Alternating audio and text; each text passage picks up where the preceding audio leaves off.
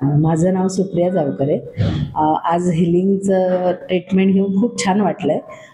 असा माझा विचार आहे की ह्याचा फायदा बऱ्याच जणांनी घ्यावा. कारण जसं डोकं माझं आज जरा शांत शांत असं वाटतंय खूप, म्हणजे असं पेन होऊन आलेली मी, की असं स्ट्रेस घेऊन आलेले की काय असेल इथे काय नाही.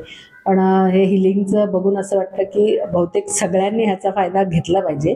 आपण मेडिसिनपेक्षा ही ट्रीटमेंट माझ्या मते 100% चांगली असेल. थँक्यू.